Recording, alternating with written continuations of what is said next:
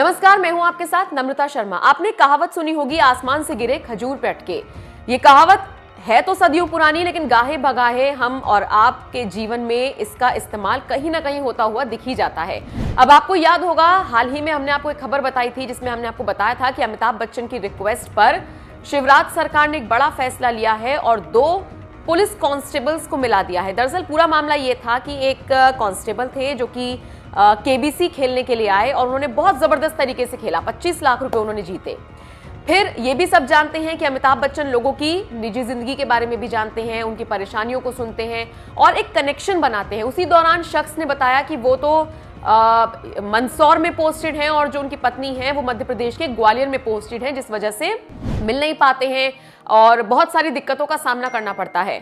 मस्ती मजाक में अमिताभ बच्चन ने बहुत सधे हुए लहजे में कह दिया कि अरे भाई शिवराज सरकार, या फिर उनके मंत्रियों से या फिर उनके अधिकारियों से बहुत कैजुअल तरीके से अमिताभ बच्चन ने कहा कि अरे भाई मिलवा दीजिए इन दोनों को, इस तरीके से, जिसका शायद मुझे लगता है अमिताभ बच्चन को भी नहीं एहसास होगा कि मिलवा दिया जाएगा। फिर एक फरमान जारी होता है मध्य प्रदेश की तरफ से, सरकार की तरफ से, प्रशासन की तरफ से, कि जो उनकी पत्नी ग्वालियर में पोस्टेड थी उनको उसी एरिया में पोस्ट कर दिया गया जहां पर उनके पति पोस्टेड थे। लेकिन जैसे कि मैंने कहा, आसमान से गिरे और खजूर में अटके। ये कहावत मैंने यहाँ इसलिए बोली क्योंकि अब वो कांस्टेबल साहब फिर से परेशान हो गए। वो कह रहे हैं ये तो हमारी परेशानियां और बढ़ गई हैं। दरअसल पत्नी तो पति के पास आ गई है, लेकिन वहां पर जो पेरेंट्स रहा करते थे शख्स के, अब वो अकेले हो गए हैं। मतलब समझ रहे हैं ना आप, जो पत्नी थी वो वहां पर सास ससुर के साथ रहा करती थी।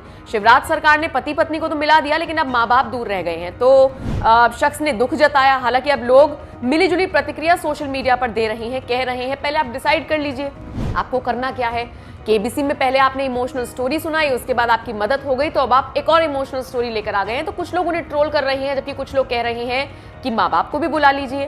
तो इसीलिए मैंने स्टार्टिंग में ये कहावत बोली और ये कहावत यहाँ पर फिट बैठती हुई भी नजर आ रही है। आप बताइए, जिस तरीके से मदद करते हैं अमिताभ बच्चन केबीसी के सेट पर, ये जब इस तरीके से किसी के लिए उल्टी पड़ जाती है, इस पूरी खबर को लेकर आप क्या सोचते हैं?